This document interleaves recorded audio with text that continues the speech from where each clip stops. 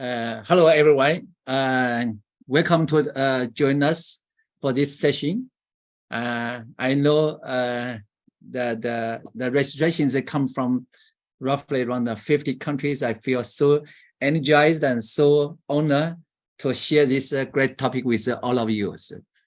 And I realize this topic is a little bit new to many people because you may be very familiar with corporate mentoring, but may not be with tacit knowledge management, and how to combine these two together and help our client to make difference.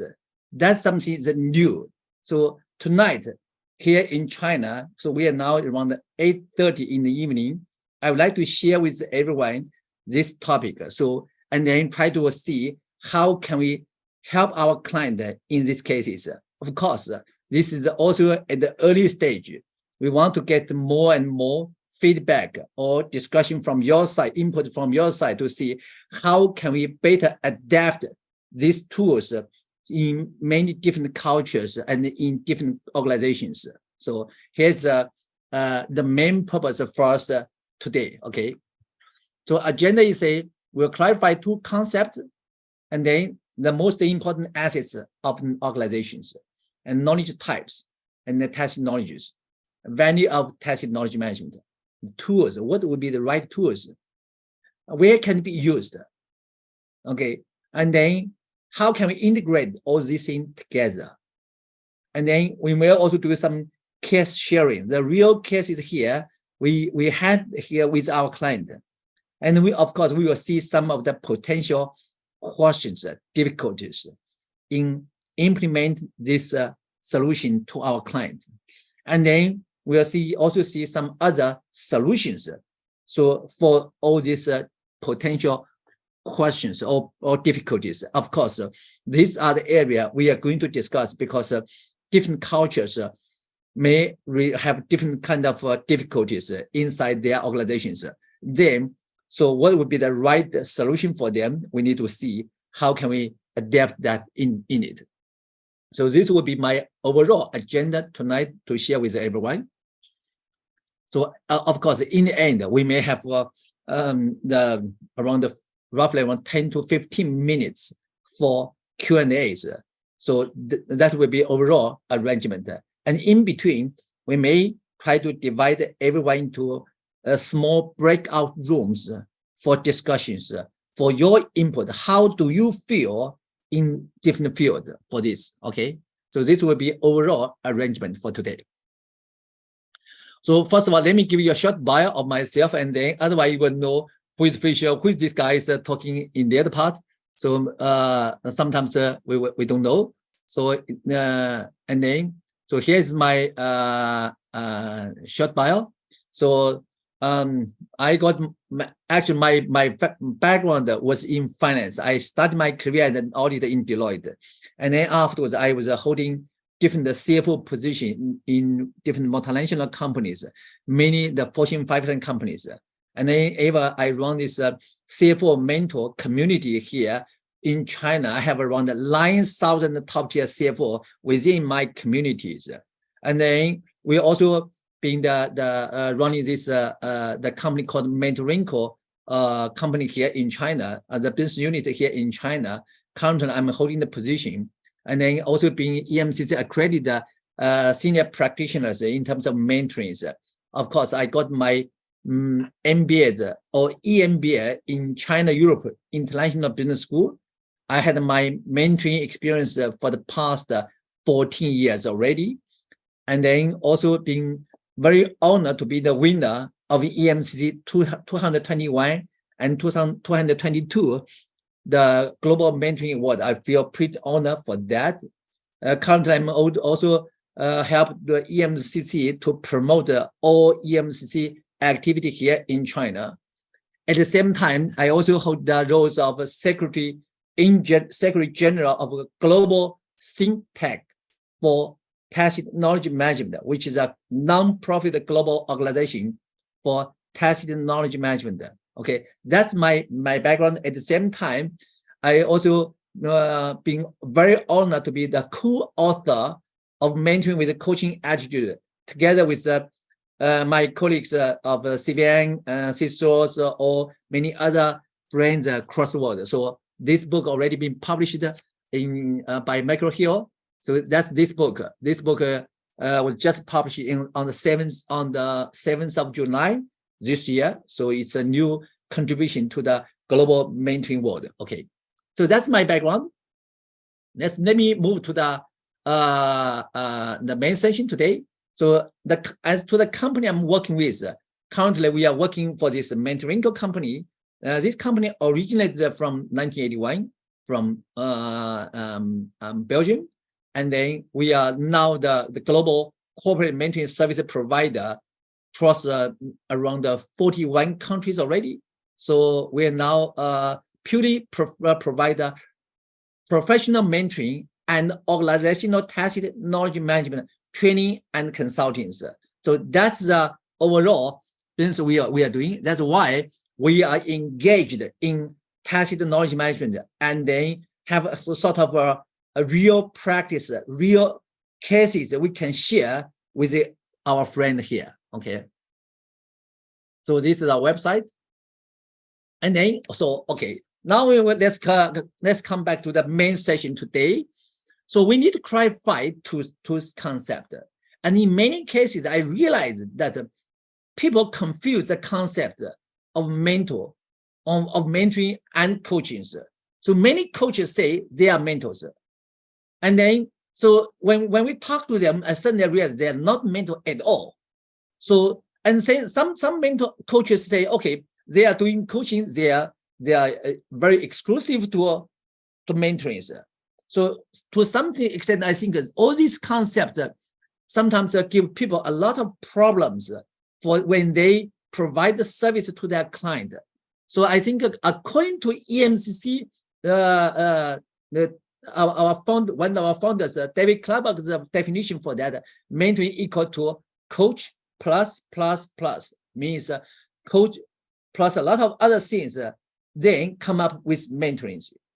So in this case, means mentoring, coaching will be one role of mentoring, which means mentoring has a broader sense, broader concept, meanings of than coaching. So in many cases, people say, "Oh, mentor and coaches they are mutually exclusive," which is create a lot of problems. So that's why for us we have this book called Mentoring with Coaching Attitude. We just embrace all coaching skill set into the mentoring, and then try to bring our mentoring result to the client with better expectations. So that's something we are doing. So these two concepts is very critical. Otherwise, when people just use coaching and do this tacit knowledge management, and then it doesn't work. It will create a lot of other problems because coaching will not have anything related to knowledge transfer, let alone with the tacit knowledge management, because they are not touching with the tacit knowledge management at all. So that's something I just need to clarify with everyone for this different concept. And then, so let's say, what are the most important assets of organizations? So in these cases, many people say it's people. Many people say it's people, but which side of the people? Is it physical people? No, we don't want that. It's the people's capability, yes, but how do you measure the people's capabilities? Okay, someone say, okay, it's because of the people who can do something, who can deliver something. That's right. But again, once these people leave the companies, how do you secure your company's most important assets? Then they come up with the concept of tacit knowledge management. So it's a people's brain rather than people's hand or people's physically. So we just want the people's brain. That's the most important assets of a company, of organizations. So that's something that we are going to discuss today. So we say tacit knowledge management, tacit knowledge and then in the very practical ways to do that. Means they use the knowledges and then have their own way of how to do that things properly. Means they own this kind of experience and know-how in their brains. So, which is something that cannot be codified, not yet be visible to the people, but it happens, it exists there. But you cannot see it, but you can experience, you can sense who else have sort of tacit knowledge or senior tacit knowledge than the others, because they perform different than the other people. Also result in different numbers or performance. So that's something we need to address. And then when we talk about this knowledge management, and then we, of course, it's very common for us to know the knowledge type. And while the knowledge type, usually we say knowledge management is like a kind of iceberg. Okay. For the upside of the iceberg, we say that's explicit knowledge, which means like documentations, files, recordings, or systems, ERP systems, or some of your social medias. Okay, maybe some of the training materials, SOPs. All these are your explicit knowledge of organizations. That's the things. But that's not enough. So for this, the lower part of the iceberg, which is below the oceans, is tacit knowledge management. So that's really, according to a study from the international organizations. So this tacit knowledge management occupy around 85% of the whole organization's tacit knowledge management. For individual, the similar things. For any expert, so if they can speak, can talk, can prepare, or in writing some things, the knowledge just the means the whole wisdom they can share, they can transmit to the next generation or leave as a legacy to the society will be roughly around 15%. But the majority of these individuals' knowledges inside their brain could not be codified. So that's the biggest part of that. So the reason why we need to have this one is, let's look at some of the data.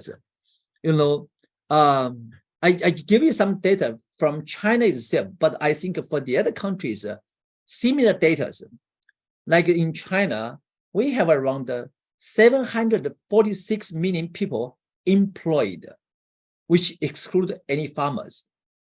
According to the surveys, the statistic, we also have around 18 to 20% of the turnover every year.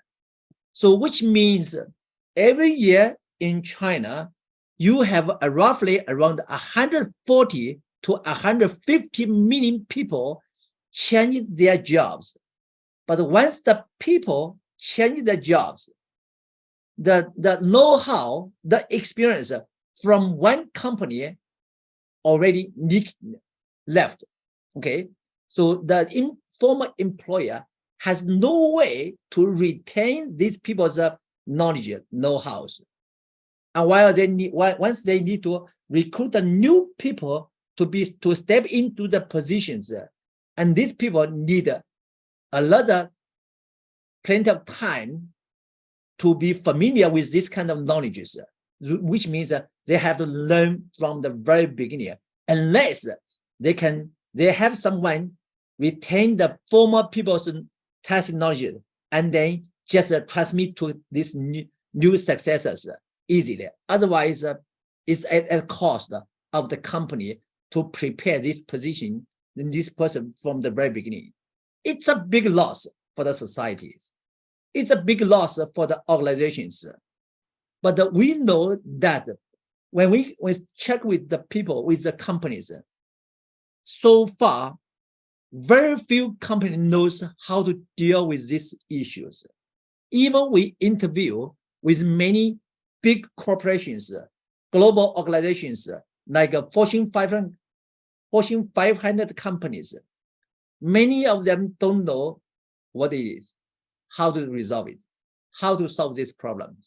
Okay, so that's the biggest issues. On the other side, we also see, like in China, every year we have around 8 million people retired. Of course, in different all countries, you have the different level of people to get retired. But once the people get retired, means their level of learning or accumulation of experience inside their brain is the highest in their life, but suddenly become useless. Many people say, oh, someone can also be re-employed, but the chance for re-employment is very, very rare. Maybe 99% of them have no chance to be re-employed. So that's create the huge loss, a waste of resources from this earth and for the society, also for the human beings. While the young people have to learn from the very beginning and then do the trial mistakes, make a lot of mistakes, and then gain a lot of experience, gain a little bit of experience, little by little, and they waste a lot of resources, environment, and then so to get that levels, which means this part of thing can be saved. We don't have to repeat that kind of mistake again for the learners. We have the alternative ways, which is how to maximize the usage of tacit knowledge management in the societies. That's something we are going to do. That's the main things we are going to discuss today also. I'm sure this kind of things may also happen to many of our friends today for this kind of things. Okay, so maybe you are in the similar age or you come across similar issues of this kind of problems. But let's see, how can we resolve this problem together? Because as far as we know that globally, no company has the perfect solution for this yet. Okay, even many companies has the knowledge management roles or chief knowledge officers, but many of them are doing the job of the explicit knowledge management. They deal with very little about tacit knowledge management. But when I asked them why, and they said, well, they have a lot of problems in doing that. On one side, they don't have their own story. This is the social problem rather than any one organization, one company's, the problems. So they don't have the kind of resources to deal with this kind of social problem at all. That's why we need to all work together for these issues. Okay, so that's something we are going to do. And on the other side, let's see. Get someone. Some of you, we say we do the breakout, the small room. We discuss what are the value of tacit knowledge management. Why do we need it? Why do we need it? So let's get the discussion, and then we will come back. So can we just get a short breakout rooms in, and then we get our a friend to be involved, and then discuss this topic, and then we come back.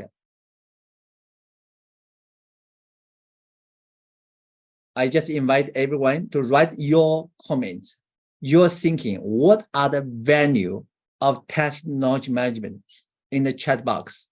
So in that case, we don't have to get everyone to speak for this session. So that's something we will try to sort out all these things afterwards and send email to everyone for what all our contribution for this. Okay, basically I did this very small summaries for this. Okay, say the value of tacit knowledge management will allow you to learn more from the other people's experience and communicate more effectively, teach you to the core different perspective, and differentiate your company from your competitors. All these kind of things. Of course, we can have more than that, especially we say reshaping the aging social problem by helping young generations, somehow like that. Okay, of course, we can list 1,000 of these different points. I think you may agree with me for this. There's a lot of areas, a lot of values for this, and then since it's so important of tacit knowledge management, and then how shall we do that? So then we need to get the right tools for that. Since it's important, if we don't have the right tools, we just say the tacit knowledge management is so important, but please tell me how to do it. So in this case, we may need all kind of tools to see, to get. First of all, you need to get the experience, know-hows, and even just as Nicola mentioned just now, also the people's relationship. Sometimes you stay with a company, you own sort of relationship, good relationship with someone or with your client, and easily, or with your suppliers, easily to communicate. But while the other people come over and take over the position, but they didn't have that kind of relationship, then sometimes the communication may stop. So in this case, so how to build up, how to carry all this kind of tacit knowledge from the organizational side rather than from personal side is also very, very critical. And then with all this, both in personal organization, personal tacit knowledge management plus organizational tacit knowledge management, you all need a right tool to help you to get this knowledge out or make it codified. Otherwise, you cannot see it. You cannot use it at all. You cannot transmit to the next generations because you have nothing to transmit. Then we will think of what would be the right tool to do that. So that's why we say we need to see what would be the tools. Of course, for many of you, since you are not very familiar with these industries in the past, so let me just try to raise some of these tools to everyone. So very common for you to say, for example, we do the storytelling. So we make someone's experience being a story and carry the story from one person to the others. Tell the people how to do that. Then it will be easier for this kind of knowledge to be recorded, to be transmitted. So just like some of this, especially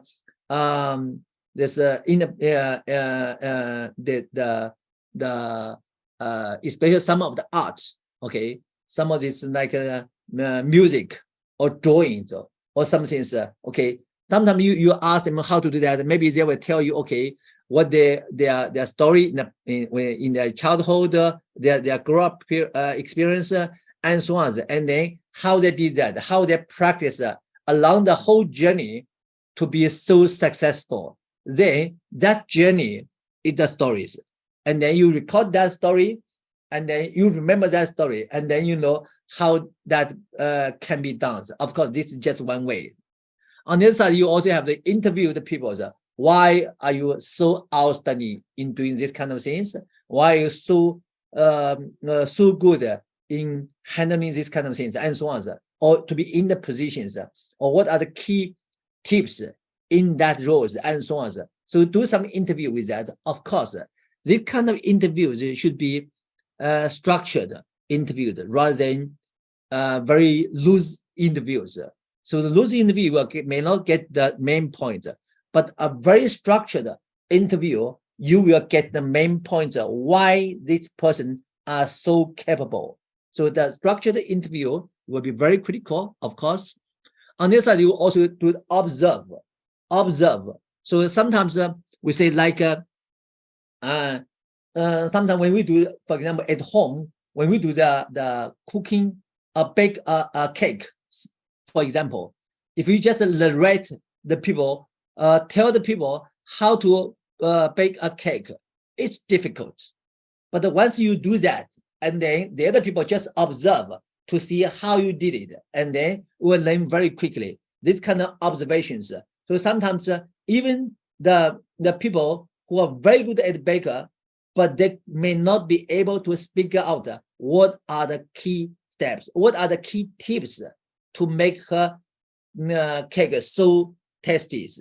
But when you observe that, you may see some things which is not in verbal languages. So that's something you can also see that.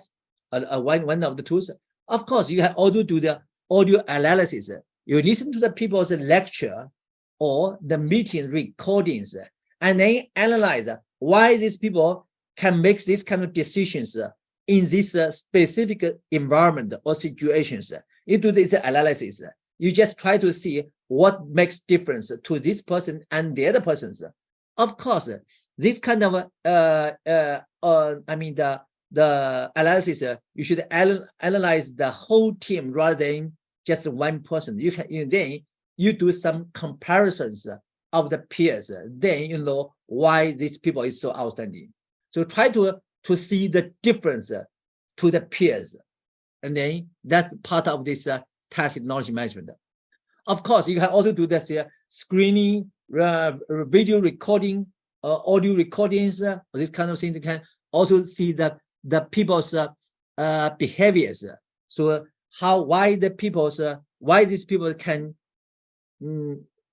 achieve this result, why the other people could not achieve, what are the difference because of their behaviors, and then try to see what are the more sensitive areas for that people's very unique areas for the people's to make such a good difference. So that's a lot of ways we do that. Of course, we can also do the comparisons from people to people, try to see the difference. Situational analysis, and then modernism. You can also do a kind of modernism. In which cases, what kind of input get what kind of output, and you do a kind of modernism. So for example, you hire the people's. Let's say you do the engineering. You hire the people with the good educations. In good education in engineering background with bachelor degrees, you realize that these people can achieve to the next level in how many years? If you recruit the people with better educations, better schools, or better degrees, then you realize that their development speed will be much faster than the ordinary educations. Somehow like that, you may have this kind of modernism. Then you know how to make full use of the people's tacit knowledge management, tacit knowledges. So that's something modernism. Of course, we also doing the brainstorming. For many of these very difficult situations, sometimes it's difficult. It's difficult to be done by one person, or people didn't know that immediately. If you ask them, people don't know. And then even this is especially when you realize recognize the people's a kind of very special capability called unconsciously competence. Means the people own that kind of competence, but they didn't realize they own it. Then we may use the brainstorming to see, and then try to stimulate these people, try to have that kind of the solutions, or try to see why he can make this kind of decision, why the other people could not make it. So these are some things can also energize the people, get more of their experience. So of course, you can also use the best practice, the imitation, simulations, all kind of tools. Of course, here I just use the very ordinary words to speak about these different tools. Of course, we also have a lot of other very scientific, very professional terminologies for this kind of tools. So that area sometimes, since we are doing this kind of sharing for the first time, I will not use that too much jargon for this kind of sharing. Just means we use a very simple word. You will understand that easily. So these are the basic tools we share with everyone. Of course, we may have hundreds of tools which are available to support you how to better extract the tacit knowledge from individual or from organizations. So means you may be familiar with hundreds of tools, methodologies, but in some cases you may only use one or two or three of them. You may not use all of them, but these are exceptional, very, very important for a person. If you want to be the profession in tacit knowledge management, then you would need to learn all these kind of tools, methodology to be with you, to equip you properly in handling many difficult situations or the problems. Because in different level of the tacit knowledge management, the complexity is different. Like you do the tacit knowledge management for the very senior people, which is very difficult, very complicated. While you are doing the tacit knowledge management from the workers, then it's a little bit easier. So, which means the more operational levels, the more easier, the more managerial areas, the more complex. So it's a little bit more in this kind of relationship.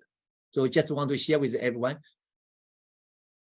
Of course, then we need to know where can corporate mentoring be integrated with tacit knowledge management. So how this tacit knowledge management being used inside organizations, and then how can we use that? So this will be very, very critical. So again, I would like to get everyone's support for this, to get your discussion, your thinking of where can tacit knowledge management be used in the organization, in which kind of scenarios being used. Okay, so let's have another breakout room so to discuss this in small group again. Just use this time to read the chat box which you all input in the previously.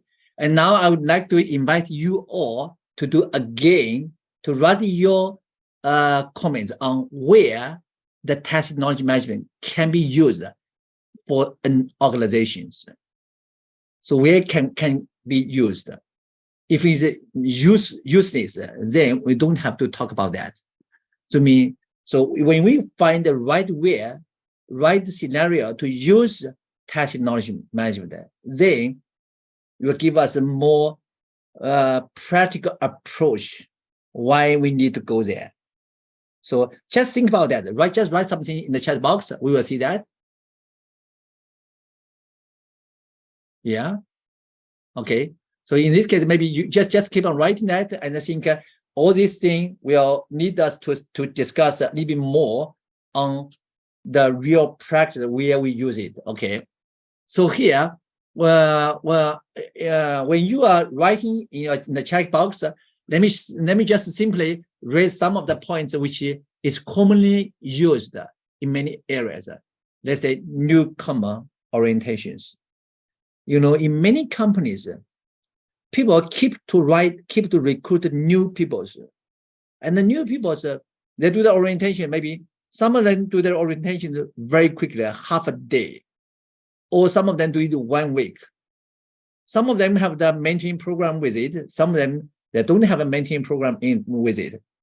Even they have the mentoring program with it, But if they don't have that tacit knowledge management integrated with the mentoring programs, then the newcomer still need a long time to catch up. Okay, so but if we say we just extract the former people's tacit knowledge, and then we simply replicate to these new people, and then they can catch up very fast. So which also reduce the cost of learning in the organization, because otherwise, if these people need to spend another 3 to 5 months or 6 months to catch up, it's a cost of the companies. Of course, high potential development. And then this succession plan, performance improvement, we say skill set transfer, leadership development. When we talk about, even though when we were in the business schools for MBA or EMBA programs, to be frank, very few professors ever mention tacit knowledge management into the leadership development. They talk about so many other tools, methodologies, but very few talk about tacit knowledge management into the leadership development. That's a little bit of this blind spot for them. And also we say behavior improvement. Sometimes behavior improvement can also impact the people's performance. Sometimes they have the wrong behavior, the wrong attitude. So behavior sometimes we know can be induced by the wrong attitude inside the people's the brains. So how to change all these things? It will be all linked with tacit knowledge management. Of course, corporate culture integrations, especially this is a very common thing when the company had the merger and acquisitions, or company had the joint venture in different cultures. Then they may have this kind of issues, but how to quickly mitigate the gap between two partners, two parts, then the tacit knowledge management will be very, very useful tools for them to mitigate all this kind of gap. So this can be a few of the scenario which I list here just to get the idea to make you think more about these ones. Of course, there are also some companies they need organizational structures, the transformations. Let's say, even last time we made a joke, say Elon Musk made a lot of layoff of Twitters. That's a very good stuff. So, but if they don't know the tacit knowledge management and simply lay off the best people or lay off the good people, then it's a loss of the companies. But let's say we retain, let's say Elon Musk retain all these people's tacit knowledge, and then let them go. Maybe pay them extra months of salaries as a kind of compensations, and then retain all this knowledge, tacit knowledge inside the corporation. Then they may don't need so many people to work in the company at all, because the very small group of people already being qualified to handling all these kind of issues. So that's something that I just come across. Of course, I know you all read this. You all read this points in the chat box. I think all these are very good. So I will address that afterwards. Okay, and then it's a question of how to integrate tacit knowledge management into mentoring, especially when we do the corporate mentoring. We are not doing any of the individual mentoring because that's something that is difficult because people need it, but people may not be able to pay for it. So that's something that we are not addressed today, But today we are only address how to integrate tacit knowledge management into corporate mentoring. That's our main topic for today. And let's see that, okay?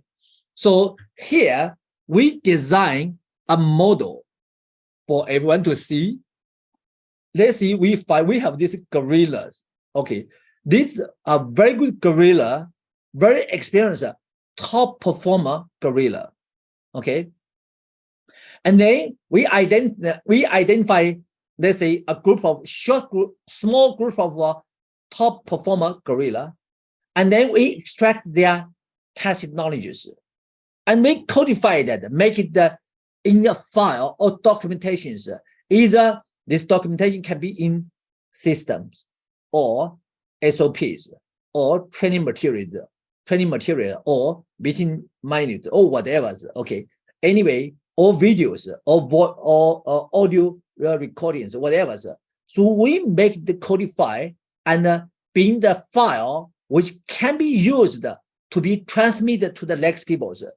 So which means all this codified material can be used for training material for the new people. And then we will also train the people, train this top performer gorilla as the mentor, train them with the basic mentoring skills. Remember here, we are talking about the mentoring skills, not just the coaching skills. Because sometimes we say the coaching skill is not enough, especially for the knowledge transfers. So in these cases, and then once we train them with the right mentoring skills, we don't need to train them the full set of mentoring skills. It's not necessary. We just train this gorilla with a mentor type, with the basic mentoring skills of a mentor. Then they transmit their skill set to the young gorilla easily. That's something we are going to do. And then, so for this young gorilla, we will try to recommend it to the organization or to the company, say, hey, if you want the top performer, if you want more and more top gorilla in your organization, then you need to hire the young gorilla rather than hire the young pigs or horse or some others, dogs. So you cannot train a dog to be a gorilla. It's no way.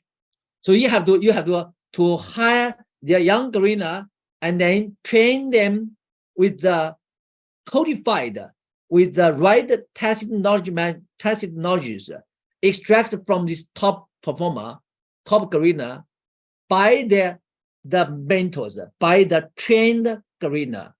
And then in the end, so the whole process will be like we're doing this mentoring session. So somehow like we first of all replicate the top gorilla's skill set to the young gorilla.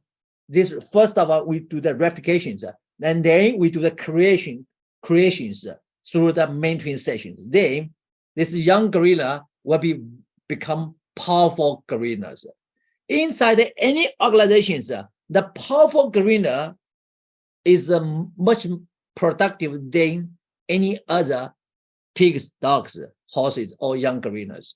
So that's somehow how we use that, how we integrate tacit knowledge management into corporate mentoring. And then, so in these cases, we can use the process to replicate the experience skill set to the young mentee very quickly. Normally, maybe a person need a role, maybe they want to develop their career process. Maybe if they need normally they may need 5 years. But with this process, they may only need 1 to 2 years. They can achieve that, even less time. So I think this will, with this kind of concept in mind, we can quickly replicate and this process to as many organizations as possible to help them with the talent development. Because many organizations, the biggest headache for them is the talent. So in this case, we can try to easily help them with these right methodologies. That's why I just use this diagram with the easily metaphor to explain this. So in that case, you can easily understand what we are doing in these ways. Of course, so usually here we will be doing our process and timetables. Usually we may need around 1 year for the session. Of course, we start with the communication with the client and demand assessment, communication and confirm solution with the client, and then sign contract, build up steering committees, recruit mentor mentees. Of course, this is all inside mentor, inside mentees. So the people from outside as a consultant will be do the facilitation of the whole session plus trainings. Of course, we also have these kickoff sessions and then trainings, selection, matching, and goal setting, action plans, monitoring, weekly mentoring, and monitor process and so on. And then we have the monthly review, the feedback, supervision, periodic review, blah, blah, all these kind of things. In the end, we also have this closing ceremony, plus we say corporate mentoring, health check auditing. So that's something we're doing, because in many companies, they may doing this kind of programs maybe at the cost of the others. Maybe one team does this perfect, get all KPI achieved, ROI achieved, target achieved, but they may sacrifice the cost or the benefit of the others. So which is not so good, not so healthy. So we need to ensure the whole program implemented inside the organization are very healthy in terms of midterm to long-term objective, long-term plans. So that somehow we also design this corporate mentoring health check auditing to ensure that tacit knowledge management and corporate mentoring are integrated together. Okay, do not create any side impact to the whole organizations. So that's something we are doing. Or even, especially when we are doing the tacit knowledge management, you also realize some of the information you get may be very, very sensitive. So the company don't allow you to leak this to the other people. So I realize, Michael, you raised your hand. So Michael, you have any question? Yes, thank you. I was wondering, would you mind going back to the previous slide? There's one question I didn't quite understand there about the gorilla. Yeah. So, well, two questions. One is, how do you extract knowledge from the to codify it? But the more question than mentoring and creating. What do you mean by mentoring and creating? Great, very good questions. Thank you, Michael.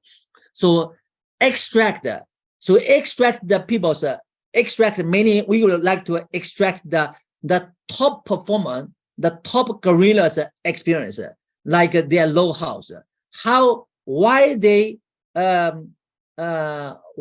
can do the things better than the others. What are the tips inside? What are the experiences?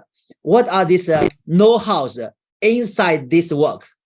That's something we are going to extract. We will use various tools, methodology to extract. Like we do the interview, we do the simulation, we do the storytelling, or we do the record how they climb the trees, get the fruits, and so on. How they collaborate with each other, somehow like that. And then we may even do the recording, like a video recording, how they do that skillfully in certain of the very dedicated actions or behaviors. We may try to record all these things, key points, key steps, or key successful factors. And then we extract and codify. Codify that, maybe we put that into different SOPs, the standard of operation procedures, or we put as training material, or we put as made it as a kind of the systems, the ERP system to support them or whatever. So that's something we are doing, the extract and codify. So the purpose for us to get this kind of knowledge, get all this kind of tacit knowledge is to use it. How to use it? We will use this in the young gorillas. So in the young gorilla, we will use the senior gorilla, the top performer gorilla, because they had already been trained as the mentors. We will use the old gorilla or the top performer gorilla to be the mentor of the young gorilla, and then doing the mentoring. So the process would be, first of all, let the young gorilla understand the whole knowledge, or ensure they can fully manage all this kind of tacit knowledge, and then, but we don't want to replicate another old gorilla or top gorilla. We want them more. So we don't want to replicate exactly. We want the young gorilla to be trained, and they can do much better or something new creations than the top gorilla in the past. So that's the very healthy way we do that. Michael, yeah. Thank you very much. That's very helpful. Yeah, great. Thank you. Okay. And now I would like to share with you the real case study we did here in China, which is very, very powerful. And this company is a credit card collection company, in China. I don't know how that works in your countries, but in China, once the credit card is overdue for 30 days, then this kind of overdue will be sent to this special department, special company who are specialized in doing this credit card overdue collections. And this company, they have roughly around, every year they have around 100 billion amount of deals every year. So they have over around 20,000 people in China, staying in several buildings, a lot of buildings. And then they are doing every day, they just make a phone call to the client for the payment. So they have the problems. And then we realize that their average, some of the people, the collectors, they can get the money for a few thousand RMBs per day, while the top performer can get over 100,000 RMB per day. That's a huge difference. And then their boss told me, say, Fisher, can you use your methodology to help me to improve my performance for the teams? So we just simply do a trial with them, and we selected 10 top performer with the average they can collect over at least 100,000 RMB per day with 8 hours phone call to the client. While the other 30 average performer, while their average performer was around 20,000 RMB per day, compared to over 100,000 per day, it's a big gap. Then we just extract these 10 people's, 10 top performers experience, the tacit knowledges.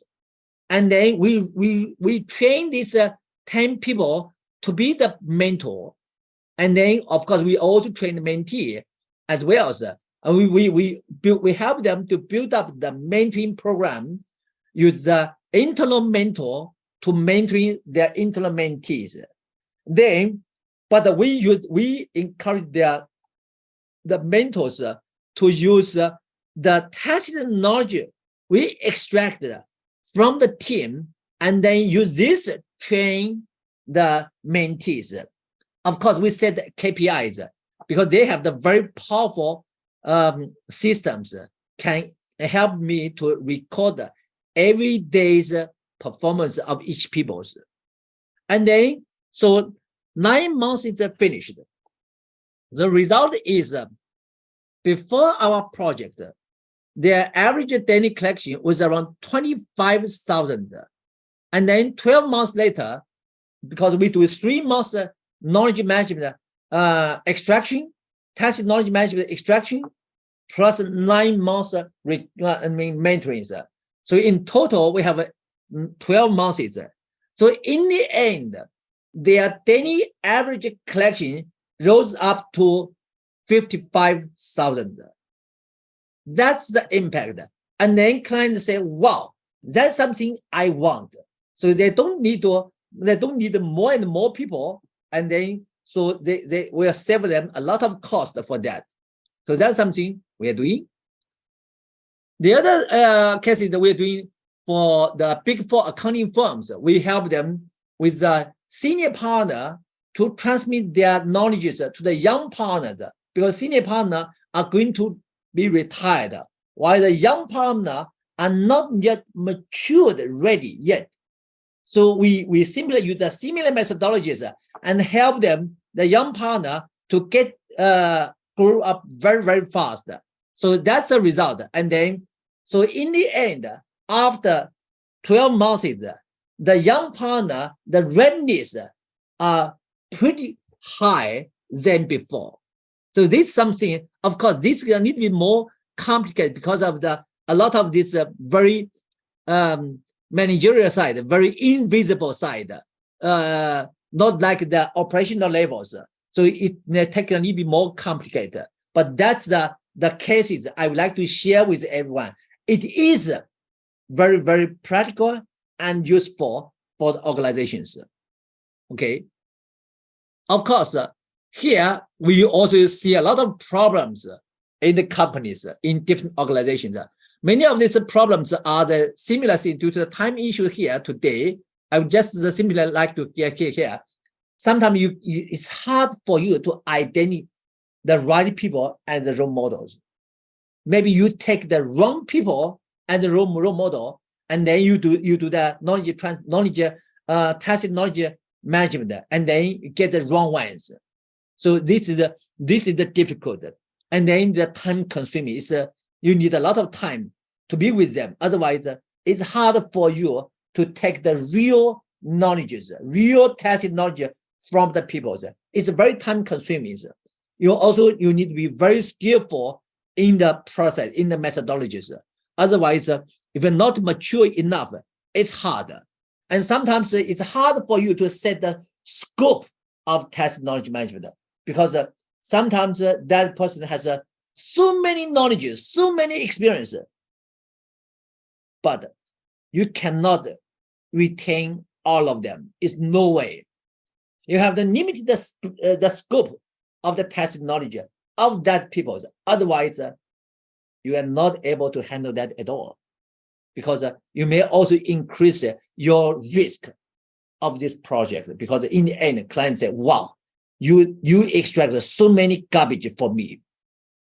Then, of course, you just reduce your expectation from your client. That's not good. Okay. And then to extract how deep, to what deep. So let's say the tacit knowledge management is somehow like 80%, 85% of the overall knowledge management. But let's say you are going to retain another 10%, 20%, or 30%, or 50%. To how deep. And then, so that's something very, very difficult. And also, you need to see the single people's tacit knowledge management plus a team spirit plus versus the community of practice. You need to think about that. Or personal knowledge management versus organizational knowledge management. Because sometimes, like someone like Chinese football teams, we sometimes also engage with a top football player. We spend a lot of money, but we never win the game because we lose. We didn't realize that this top football player need to work with the right organizational tacit knowledge. Because the other teams don't have it. That's why we never, in China football team, never win any football match at all. So that's a little bit pity for that. Hopefully in the future, they will use our tacit knowledge management and help them to win in the future. So, okay. That's something that, of course, I just very proud to raise this one. Of course, the other typical difficulty is how to identify the unconsciously competence of a people, of a team, of organizations. That's the different levels. So that's something that's much more difficult than you do that from the surface levels, from the operational levels. That's much more complicated and difficult. So these are a few of the very common difficult areas in tacit knowledge management. Of course, these are just giving in my cultural background, but in your cultural background, I'm sure there might be a lot of other variants. So please contribute your side, you think the difficult areas, and then maybe we can have a further discussion afterwards. Okay. Of course, we say sometimes many companies also do this knowledge management. They do it very well, retain a lot of knowledge, but keep it in the document storage into a drive, the computer drive, and never use it. Then it's useless. So the purpose for us to retain the tacit knowledge is to use it and to help our business to generate more and more value rather than put it as a new file for that. Okay. So these are the things. Of course, we may also see some potential solutions. Sometimes, of course, this solution may just be limited to Chinese cultures only or to our practice. But in your country, maybe it's difficult. It's different. So that's why in many companies, when we do the project, we need to build up this, we say, the steering committee and let the big boss to be engaged. They cannot escape. If they escape, then nothing happened. Okay, this tacit knowledge management is so critical, and their boss should be in it. Okay, otherwise it will be very, very difficult for that. And then, of course, maybe you may have some other solution for this as well. So just here, I just list here. Since we don't have we're running out of time, so I just want to go a little bit more quickly for this. So any questions? That's been a really, really interesting insight into TCM and has opened up new things which I don't think we'd fully appreciated needed to be opened up. I'd like to ask you one final question, if I may. Yeah. Based on the dialogue that we've had today and some of the feedback that you've seen in the chat as well, what kind of things are sticking in your mind from this session? To be frank, this is the first time I share this kind of a topic in this community. So I feel so many people give me this feedback, raise their points. It really encouraged me and energized me to do further in this field. So I also realize many friends have different questions about this. So I think in the future we can collaborate more in this field. We can talk more in this field if you want. That's wonderful. Thank you, Fisher. Thank you. Thank you. Yeah. I thank you on behalf of EMCC Global for leading this fantastic discussion. Thank you. Thank you.